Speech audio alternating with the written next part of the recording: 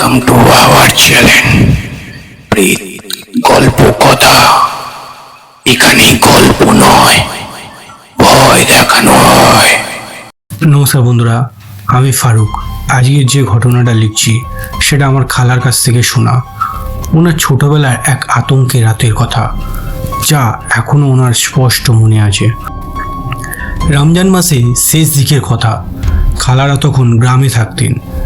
সন্ধ্যার পর সবাই নামাজে চলে গেলে খালা আর ওনার ছোট বোন রুমে একা ছিল।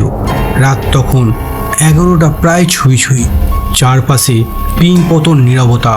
কেবল দূরের মসজিদ থেকে ইমামের মৃদু কণ্ঠ শোনা যাচ্ছিল। হঠাৎ করে রান্নার ঘর থেকে পানি পড়ার শব্দ এলো। প্রথমে খালা ভাবলেন হয়তো কল বন্ধ করা হয়নি, কিন্তু একটু পরেই সেই শব্দ বদলে গেল। এখন যেন কেউ আঙুল দিয়ে দরজায় টোকা দিচ্ছে। খালা আর ওনার বোন ভয় পেয়ে গুটিয়ে বসে থাকলেন। বাইরে থেকে কারো গলা শোনা গেল, একেবারে ফিসফিস স্বরে। এই শুনতে পাচ্ছ? দরজাটা খুলে দাও। কিন্তু যে গলা, সেটা স্বর মানুষকে স্বাভাবিকভাবে গা শিরশির করে দেওয়ার মতো ছিল। একসঙ্গে মোটা আর চিকন, যেন দুজন একসঙ্গে কথা বলছে। ওনার ছোট বোন তখন কাঁপতে কাঁপতে বলল, আপা, মা কই? খালা বললেন, চুপ, আওয়াজ করিস না।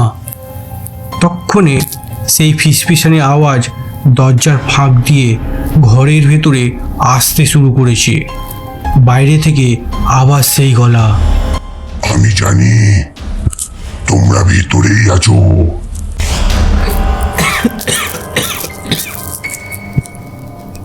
কেউ যেন খক খক করে কাশছে। এক মুহূর্তের জন্য মনে হলো দরজার ফাঁক দিয়ে কেউ একজোড়া লম্বা অস্বাভাবিক ফ্যাকাশে আঙুল ভেতরে ঢুকিয়ে দিচ্ছে।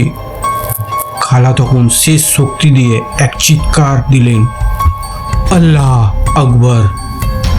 সঙ্গে সঙ্গে সব কিছু নিস্তব্ধ। দরজার নিচে যে ছায়া দেখা যাচ্ছিল সেটা যেন মিলিয়ে গেল। কিছুক্ষণ পরেই খালার মা বাবা ফিরে এলো। দরজা খুলতেই দেখা গেল ঘরের বাইরের মাটিতে দুটো পোড়া হাতের ছাপ। পরের দিন সকালে পাশের বাড়ির এক বয়স্ক মানুষ জানালেন, এই বাড়ির পেছনে অনেক বছর আগে এক অজানা লাশ কবর না দিয়ে ফেলে রেখে যাওয়া হয়েছিল। সেই আত্মাই নাকি রমজানের রাতে কাউকে না কাউকে ডাকতে আসে।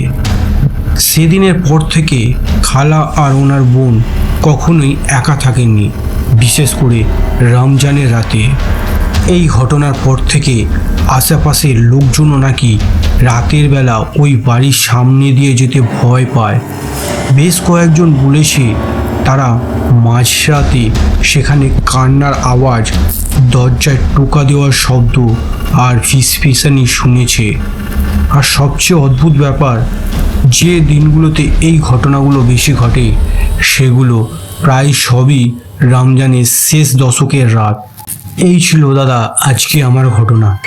যদি তোমার ঘটনাটি ভালো লেগে থাকে তাহলে অবশ্যই তুমি তোমার প্রেত গল্প কথার মাধ্যমে তোমার দর্শক বন্ধুদের শুনিও। তাহলে বন্ধুরা, আজকে কেমন লাগলো এই ঘটনা? আসলে কি সত্যি রমজান মাসের নির্দিষ্ট কিছু দিনে সে প্রেতাত্মা আসতো এবং কাউকে না কাউকে ডাকতো? আপনারও আশেপাশে কি এমন কিছু ঘটনা ঘটেছে? যদি ঘটে থাকে তাহলে জানাতে ভুলবেন না। দেখা হচ্ছে আর একটা নতুন এপিসোডে।